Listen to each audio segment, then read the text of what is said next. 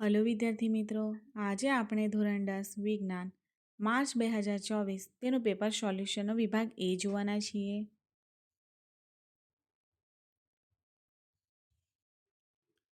અહીં પ્રશ્ન 1 છે, જે વિકલ્પ છે નીચેનામાંથી કયો કૃત્રિમ સૂચક છે?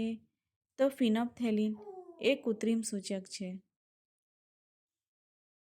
નીચેમાંથી બ્યુટેનાલનું અણુસૂત્ર જણાવો. તો C4H9OH એ બ્યુટેનાલનું અણુસૂત્ર છે. પ્રશ્ન 3 છે, મનુષ્યમાં મૂત્રપિંડ એ ખાલી જગ્યા સાથે સંકળાયેલ એક તંત્રનો ભાગ છે. તો અહીં સી આવશે, ઉત્સર્જન.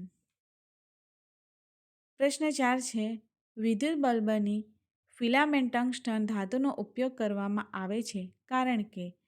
તો અહીં આન્સર આવશે સી, તેની અવરોધકતા નીચી છે અને ગલનબિંદુ ઊંચું છે. ત્યારબાદ 5મો પ્રશ્ન છે, નીચેની આકૃતિમાં વસ્તુનું સ્થાન 2F1 અને F1ની વચ્ચે છે, તો પ્રતિબિંબનું સ્થાન ક્યાં મળશે? તો જો વસ્તુ અંતર 2F1 અને F1ની વચ્ચે મૂકેલું હોય, તેનું પ્રતિબિંબ ઉલટું આવશે, એટલે તે 2Fથી દૂર આવશે. તો અહીં પ્રશ્ન 6 છે, સામાન્ય દ્રષ્ટિ ધરાવતી પુખ્ત વ્યક્તિ માટે સ્પષ્ટ દ્રષ્ટિ અંતર આશરે ખાલી જગ્યા છે. તો અહીં આન્સર આવશે 25 સેન્ટીમીટર.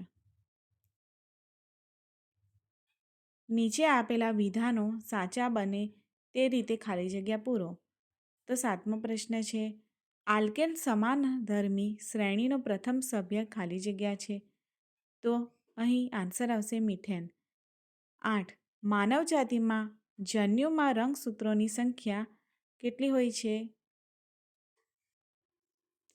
તો અહીં આન્સર આવશે 46. ખાલી જગ્યાની દિવાલ જાડી અને સ્થિતિસ્થાપક હોય છે. તો ધમનીની દિવાલ જાડી અને સ્થિતિસ્થાપક હોય છે. ખાલી જગ્યાના પર્ણમાં વનસ્પતિ પ્રજનન થાય છે. તો પર્ણફૂટીના પર્ણમાં વાનસ્પતિક પ્રજનન થાય છે. 11, ઓપ્ટિશિયન દ્વારા સૂચવવામાં આવેલા લેન્સનો પાવર +2.0D હોય તો ખાલી જગ્યા પ્રકારનો લેન્સનો ઉપયોગ કરવાનું સૂચન કરવામાં આવ્યું હશે.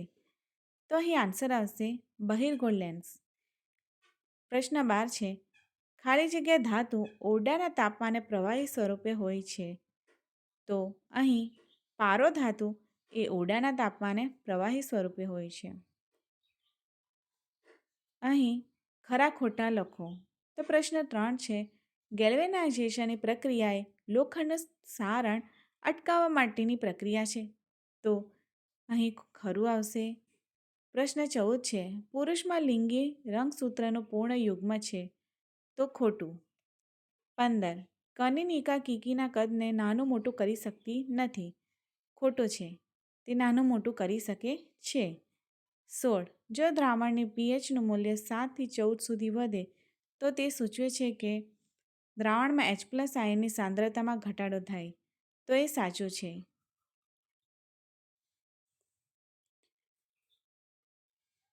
માંગ્યા મુજબ જવાબ આપો. પ્રશ્ન 17 છે, પશ્ચ મગજનો કયો ભાગ એ શરીરની સમસ્થિતિ અને સંતુલન માટે જવાબદાર છે? તો આન્સર આવશે અનુમસ્તિષ્ક. પ્રશ્ન 18 છે, મેન્ડલના વટાણાના પ્રયોગમાં બીજી પેઢી દરમિયાન મળતી સંતતિના બંધારણમાં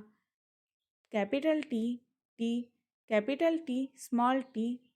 સ્મોલ t છે. આમાંથી પ્રભાવી બંધારણ અને પ્રચ્છન્ન બંધારણને અલગ પાડો.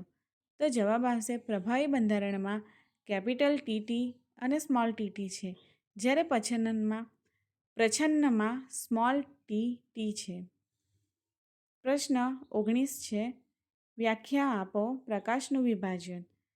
તો તેનો આન્સર છે, પ્રકાશને તેના ઘટક રંગોમાં વિભાજન થવાની ઘટનાને પ્રકાશનું વિભાજન કહે છે. પ્રશ્ન 20 છે, નીચેનામાંથી બંધબેસતી ના હોય તેવી જોડ શોધીને લખો. તો વાહક એ ચાંદી છે, તે પણ સાચું છે. મિશ્ર ધાતુ નિક્રોમ છે, તે પણ સાચું છે. અહીં આન્સર આવશે સી, અવાહક નિકલ. નિકલ એ ધાતુ છે અને તે વાહક છે.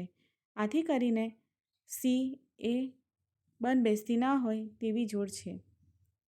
ત્યારબાદ નીચેના જોડકા સાચા બને તે રીતે જોડો. તો અહીં પહેલા ખાનામાં અંતઃસ્રાવ અને બીજા ખાનામાં અંતઃસ્રાવનું કાર્ય છે. તો થાઇરોક્સિન એ અહીં બી આવશે. શરીરના વિકાસ માટે ચયાપચયનું નિયમન કરે છે. ત્યારબાદ ટેસ્ટોસ્ટેરોન. તો ટેસ્ટોસ્ટેરોન એ પુરુષ પ્રજનનનો વિકાસ છે.